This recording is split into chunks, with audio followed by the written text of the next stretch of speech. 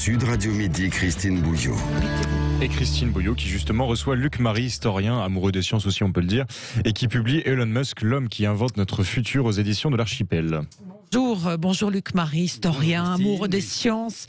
Ce livre, alors, qui est Elon Musk? Parce qu'on a l'impression de ne pas le connaître vraiment ou de le connaître tellement qu'on ne connaît pas vraiment qui il est. On est censé le connaître de plus en plus d'ailleurs, parce que je pense que son avenir est encore plus riche, son destin est encore plus riche d'avenir que de passé. Et Elon Musk, c'est un auto-entrepreneur, un autodidacte, et aussi un grand rêveur. On parlait tout à l'heure de la jeunesse qui n'avait plus d'espoir, mais justement, alors, je trouve que ça fait écho, pardonnez-moi, quand on lit l'histoire d'Elon Musk, telle que vous la décrivez, ça fait écho à ce qu'on vient de dire sur l'espoir de la jeunesse, c'est-à-dire que c'était quand même un enfant lambda, mais un peu... Mais il est resté enfant dans sa tête.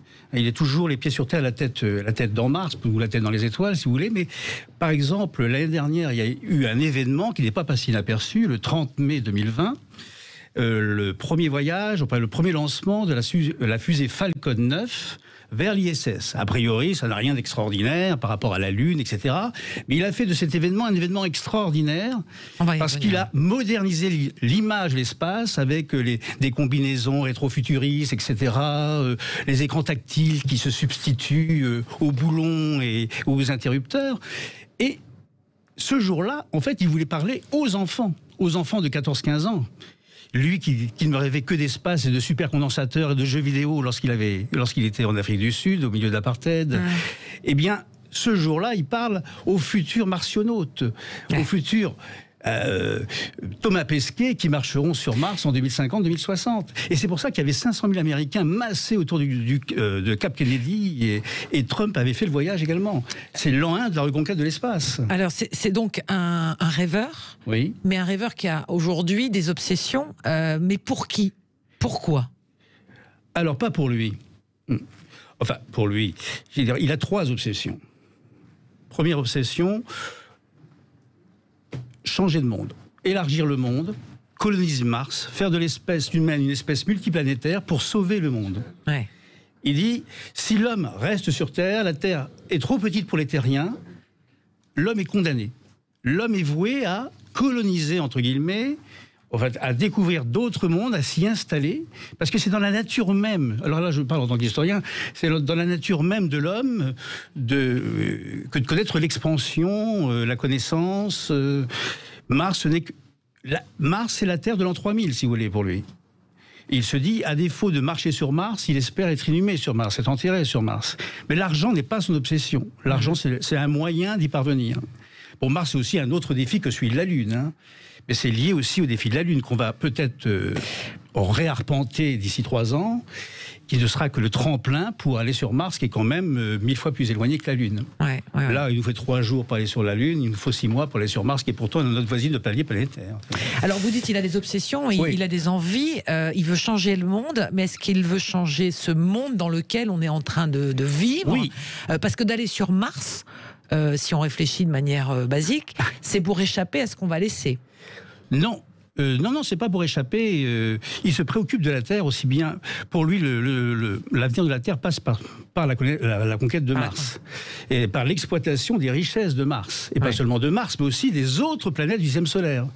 Parce que ce n'est qu'une étape aussi, d'après ce que j'ai cru comprendre de ses collaborateurs. Coloniser aussi les satellites de Jupiter et de Saturne, les astéroïdes. Alors, son autre obsession, c'est de sortir de l'après-pétrole.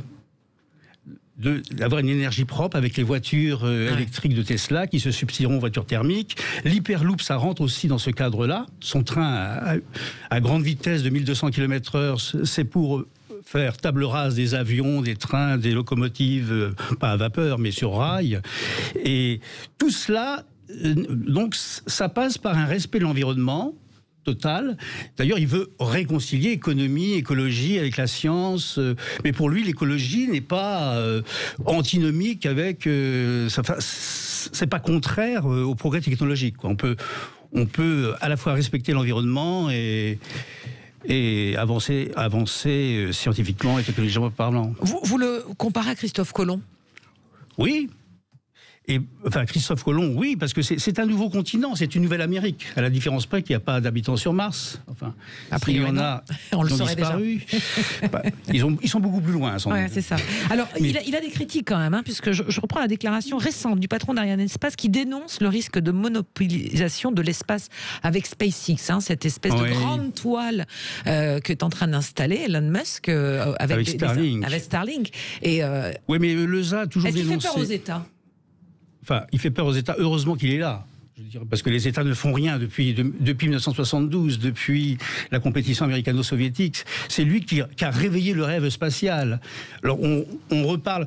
On a besoin de rêves, là, en ce moment, avec cette ambiance de Covid, n'est-ce pas ? Tout à fait. Et l'ESA a toujours dénigré Elon Musk, a toujours parié sur l'échec d'Elon Musk. Et Elon Musk, il ne renonce jamais, d'ailleurs. Hein. Il a connu 3 ans d'échecs avec la Falcon 1, là, sur l'atoll de Kwaj, perdu dans les îles Marshall. Il a construit une base, c'était un terrain complètement vierge. Avec la Falcon 9, il a aussi connu beaucoup d'échecs, ainsi qu'avec le Starship, là. Mais ces échecs renforcent sa détermination. Et l'ESA est en retard d'une révolution spatiale, hein, sur lui. Alors évidemment, il le dénigre comme il peut. Quelle sera demain la trace qu'il veut laisser de ce qu'il a fait sur Terre, selon vous ? Ben, l'homme qui aura permis aux hommes d'arpenter une autre planète. Pour la première fois dans l'histoire de l'humanité. C'est pour ça. Alors, je suis historien de formation. Mais oui, parce qu'en fait, quand on regarde tout ce que vous avez écrit, oui. On se dit, mais pourquoi un historien s'intéresse à un homme du futur ? Par exemple, mon livre précédent, c'était sur Hannibal. Vous voyez. Oui, tout à fait. Il a franchi les Alpes. Mais quelque part, les Alpes, c'est l'espace intersidéral, hein, qu'il faut franchir pour aller jusqu'à Mars. Et j'estime que, enfin, c'est un pari sur l'avenir, qu'Elon Musk marquera l'histoire, marquera le XXIe siècle, comme Thomas Edison a marqué le XIXe siècle, comme Howard Hughes ou Werner von Braun, le père des fusées Saturne V, qui a transporté l'homme sur la Lune, aussi a marqué le XXe siècle. Et en plus, il y a, non seulement c'est un homme de science, mais c'est aussi un homme qui place l'imaginaire en avant. C'est une espèce de synthèse entre Walt Disney aussi et von Braun. Allez, vous ne bougez pas, Luc Marie, on est ravis de vous avoir pour parler de ce livre que vous pouvez glisser dans votre valise cet été si on est un peu coincé tous à cause du variant. Je vous le recommande et on va vous entendre dans un instant au 0826 300 300. Si la personnalité d'Elon Musk, ce milliardaire futuriste, vous intéresse, on va en discuter avec vous, Luc Marie, et avec vous, auditeurs de Sud Radio, 0826 300 300. À tout de suite. Sud Midi, prenez la parole. Allez, vous allez prendre la parole dans un instant au 0826 300 300. On continue aussi de discuter avec cet historien Luc Marie, amoureux des sciences et fasciné, et qui effectivement nous explique comment fonctionne Elon Musk. Hein. Vous signez aux éditions de l'Archipel L'homme qui invente notre futur, hein, Elon Musk. Alors, on parlait à l'instant de son obsession de la conquête spatiale, parce que c'est ce qu'on retient en ce moment, vu l'actualité. Mais est-ce qu'il ne faut pas avoir peur de cette notion de, finalement, c'est des milliardaires qui donnent le cap de projets fous. Mais pourquoi aurait-on peur ? Parce que c'est un milliardaire. Non, mais je pose la question. Oui. Enfin, il a les moyens de le faire, tant mieux. Parce que sinon, les États, comme je le disais tout à l'heure, les États sont endormis depuis 50 ans maintenant. Et l'espace, on en parlait régulièrement. Certes, c'est beau. L'exploration du système solaire, le survol de Neptune. On a bien vu que ces dernières semaines, il y avait un enjeu militaire de sécurité dans il y a l'espace. toujours eu un enjeu militaire. D'ailleurs, sans enjeu militaire, sans la guerre froide, il n'y aurait jamais eu Spoutnik ou encore Gagarine, parce que quand les Russes ont satellisé Spoutnik en 1957, c'était pour damer le pion aux Américains, mais c'était aussi pour leur dire on peut vous frapper aussi via l'espace, on peut charger ce satellite d'une bombe nucléaire et vous frapper en l'espace d'une demi-heure. Donc les Américains, se sont mis à travailler, à créer la NASA dans la foulée, et 10 ans plus tard, arriver à décrocher la Lune. Ouais. Mais il nous faut des milliardaires comme Musk. Là, il n'y a plus de. Enfin, la Chine est toujours là. La Chine, justement, pourrait aussi être la prochaine grande nation spatiale. Elle l'est déjà. Elle l'est déjà. Hein, elle l'est déjà. Elle est déjà lancée des... Mais elle a envoyé son Gagarine national en 2003 seulement. Et en l'espace de presque 20 ans, là maintenant, il a une station spatiale et sa technologie fait jeu égal avec... Donc, de ce que vous nous dites, Luc Marie, c'est que finalement, Musk réveille un peu nos démocraties qui sont un peu, et qu'elle les aide aussi. Enfin, en tous les cas, on sent bien que la NASA a un intérêt avec Musk. Mais maintenant, NASA et SpaceX sont intimement liés. C'est ça. Parce qu'ils étaient concurrents au départ, mais SpaceX a remporté un appel d'offres aux dépens de Boeing et de Lockheed en décembre 2008, alors qu'ils étaient au bord du gouffre après plusieurs essais manqués. Et donc SpaceX a remporté cet appel d'offres qui lui permet de ravitailler donc en fret et en homme la station spatiale orbitale qui tourne autour de nous à 400 km d'altitude. Et c'est ce qui a sauvé SpaceX, et c'est ce qui a sauvé aussi la NASA. Donc il y a un partenariat de choix depuis maintenant 13 ans entre les deux sociétés.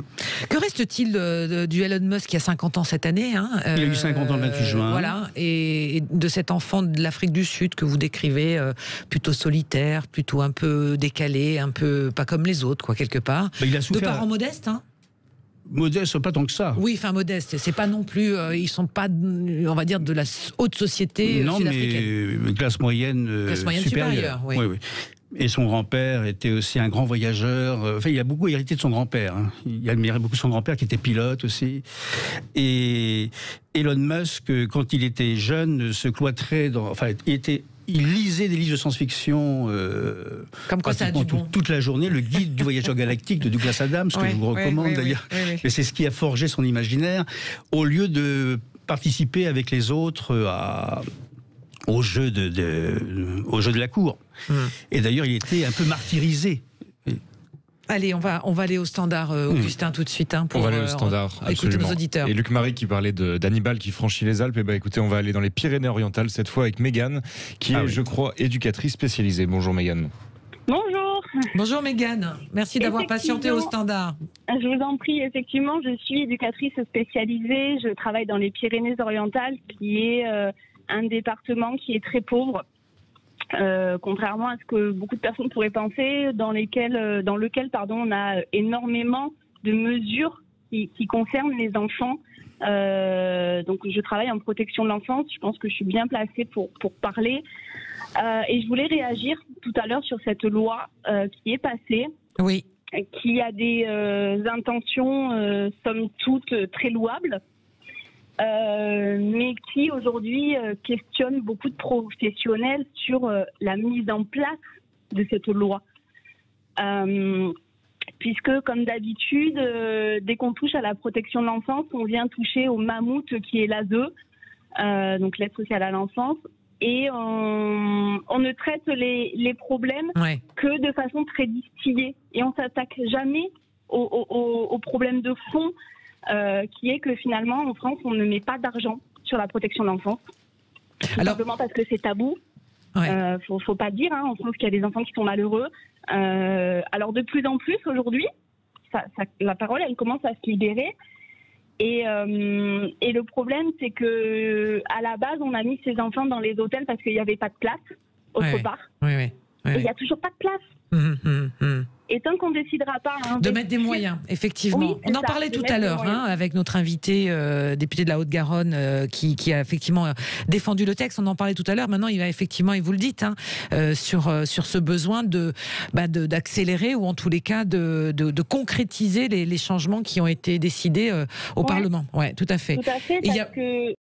Allez-y. Non, mais c'est vous, dans votre quotidien, c'est ce que vous constatez. Oui, c'est ce que je constate. Moi, hier, un exemple typique, j'ai une fratrie à placer. Une fratrie assez conséquente. On parlait de 5, 6, 7 enfants. C'est pas possible. J'ai appelé l'inspecteur ASE qui m'a dit clairement, je n'ai pas de place. Et on parlait d'un enfant de 3 ans, d'un enfant de 5 ans. Alors, on a essayé de faire au mieux du pire, on va dire, c'est-à-dire placer que les tout petits. Et même là, il n'y a pas de place, c'est pas possible. Donc, à un moment donné, pourquoi il n'y a pas de place ? Parce qu'il n'y a pas d'ouverture de structure. Il n'y a pas d'ouverture de structure parce qu'il n'y a pas d'appel à projet, puisqu'aujourd'hui, on n'ouvre que comme ça de nouvelles structures. Et on a eu une politique aussi en France où pendant des années, il fallait maintenir les enfants dans leur domicile parce que ça coûtait moins cher. Ouais. C'était pas parce que c'était mieux pour eux, c'est parce que ça coûtait moins cher. Donc en Bien fait, sûr. à un moment donné, l'État va falloir qu'il accepte ses responsabilités. Il va falloir qu'il accepte de mettre de l'argent où il faut et au bon moment. Merci beaucoup, Mégane, pour votre témoignage qui, effectivement, retrace aussi une réalité, les difficultés et les souffrances qu'il faut gérer au quotidien autour de ces enfants placés. Mégane qui nous a appelé au 0826 300 300. Merci pour ce témoignage. Et on sentait votre émotion, Mégane. Et tout de suite, on file au 0826 300 300 avec Jacques qui nous appelle de Marseille. Bonjour, Jacques. Bonjour, merci de m'accueillir sur Sud Radio. Avec plaisir, Écoutez, Jacques. j'ai la une de la Provence sous les yeux où je vois qu'on s'inquiète au plus haut niveau. Mais moi, je m'inquiète du niveau. Je m'inquiète du niveau parce que j'ai jamais vu un vaccin si aléatoire être présenté comme une panacée. Ah, vous avez vu ce qu'a dit le professeur, puisque vous êtes à Marseille, le professeur Raoul ce matin? Oui, mais alors non, j'ai pas eu les dernières nouvelles, mais je pense pas que le professeur Raoul soit pro-vaccin XXL. Je crois pas. Ah, écoutez, on a entendu en tous les cas, et on a vu la vidéo du professeur qui recommandait la vaccination des soignants. Donc voilà ce qu'il en résulte après avec tout ce que ça peut polémiquer. Il a le droit de changer d'avis. Il a le droit de changer d'avis. Ouais. Et vous vous inquiétez le variant ne vous inquiète pas? Je m'en fous de cette connerie, mais si vous saviez à quel point, bon, on nous a rebattu les oreilles avec les 23 personnes décédées dans les Landes, dans un EHPAD. Je ne sais pas si vous avez ça en mémoire. Oui. Sur les 23 personnes décédées, il y en a 21 qui étaient vaccinées. Peut-être que le vaccin les a aidés à mourir. C'est une question. C'est des questions effectivement qu'on entend, enfin en tous les cas qu'on voit tourner, mais pour l'instant, je pense qu'il y a des discussions et il faudrait quand même aller chercher aussi les raisons pour lesquelles ces personnes sont décédées qui sont autres que celles de la vaccination. C'est peut-être pas si simple que ça, mais c'est des questions qu'on entend et qu'on voit tourner. Vous avez raison aussi de les poser. Et donc vous dites, pour vous, pas question que je me fasse vacciner, ça sera juste ma dernière question. Non, moi, pas question. Et si vous me permettez un dernier mot, je pense que cette épidémie, c'est une très belle aubaine pour les gens qui veulent faire du fric. Parce que s'ils avaient mis autant d'efforts à créer un vaccin, et ils auraient pu trouver un médicament pas cher. Mais un médicament pas cher, ça va enrichir qui? On court après le fric, on court pas après la santé des gens, vous êtes bien d'accord. Allez. BioNTech propose une 3e dose, pourquoi pas une 4e? Et on fait marcher le tiroir caisse. Voilà, le franc-parler de Jacques, c'est comme ça sur Sud Radio. Merci d'avoir appelé au 0826 300 300. Tous les avis, ce que je dis au début, on n'est pas forcément d'accord sur tout, mais on peut forcément s'entendre. En tous les cas, merci d'avoir réagi. Merci beaucoup, Luc Marie, pour ce livre. Elon Musk, l'homme qui invente notre futur. Il n'a pas trouvé un truc contre le variant, non Non, mais enfin, je dirais le vaccin est préférable au virus. Merci beaucoup, Luc Marie. Je vous recommande ce livre pour vos traités. C'est vraiment passionnant. Moi,